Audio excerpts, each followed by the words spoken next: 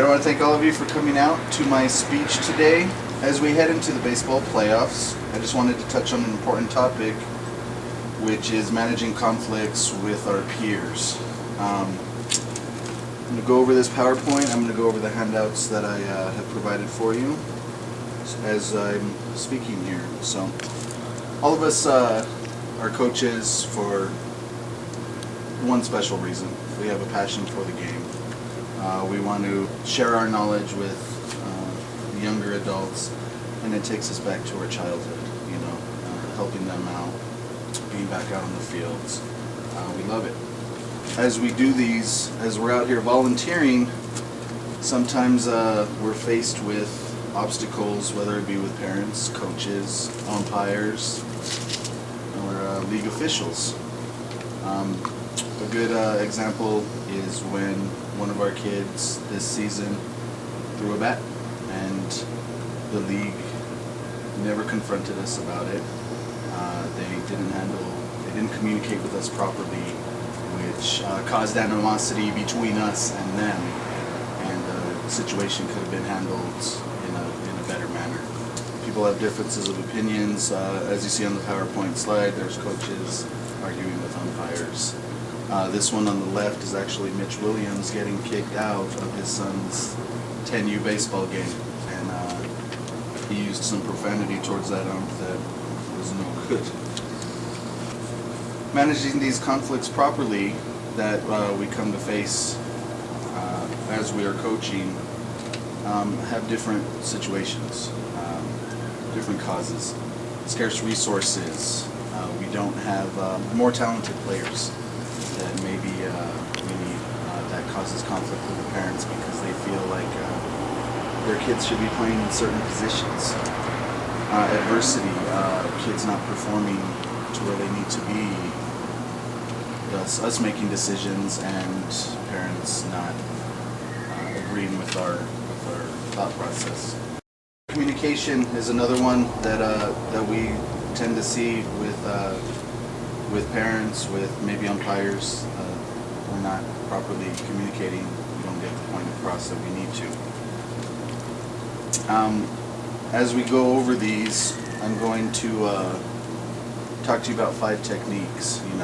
It's very important for us, as you see on this slide, how we react to a situation is going to determine the outcome of it.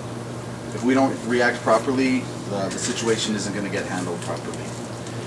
The 5 techniques I'm going to go over on how to handle confrontation are on your sheets. If you can just take a look at them for a minute for me. The first one is collaborating. Teamwork and cooperation help everyone achieve their goals. This is useful when we have a high level of trust in the other party. You come across a confrontation, you're going to collaborate with the other party. If you trust them, they're going to take ownership of the situation as well and the solution. That's a good one to use. The second one is compromising. The two sides are placed in the middle, and they have to come to an agreement to get their point across. The third one is accommodating, and you're just appeasing the other party to downplay the conflict.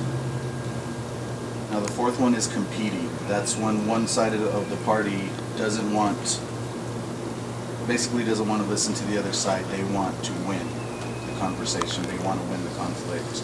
That one is not advised. And the last one is avoiding. You're just avoiding the situation altogether. Like I said earlier, there's been situations where we've had issues like that, and that's not the proper way to handle the situation.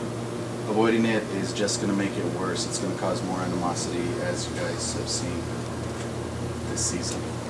Over these 5 techniques, I want to talk to you all about what you think, which technique would work in which situation. Mike, you actually coach high school basketball, and I wanted you to share with the group and myself something that you use as far as conflict resolution. Well, in the high school level, you're always gonna have parents, always interact with parents.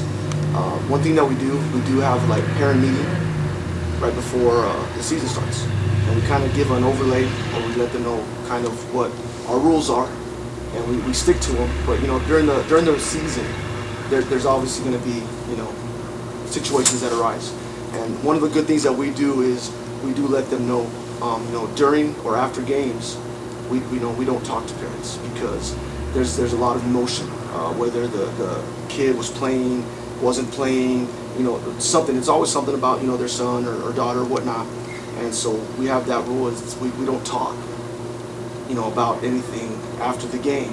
We wait at least the day. We let the parent know, we're not trying to talk to you, but we let them know, call us the next day. Let's set up an appointment, and let's go over whatever situation or conflict that you may have with what's going on, and we use that a lot. And that's a great point, guys. It's something that kind of lets there be a cooling down period. It allows for both parties to kind of get in the right mindset and have a clear head when you're confronting the other party. So I know I said earlier in the speech that maybe avoidance isn't one, but what we have to do is we have to find the right technique that's the right situation for whatever our conflict may be. Like Mike just said, avoidance, it's not complete avoidance, but it's letting cooler heads prevail and handling the situation in a different manner. So that's great, man. I appreciate that. That's good. So in conclusion, guys, like I said, we're all here. I appreciate you guys all the time, all the stuff you do. We do this for the kids. We love the game.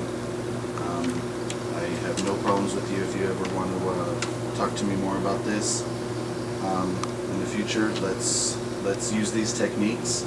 Let's make the right decisions on the field, and let's do it for our kids, man. Because that's what we do this for. And I appreciate you all coming out. And thank you all so much for helping me do this.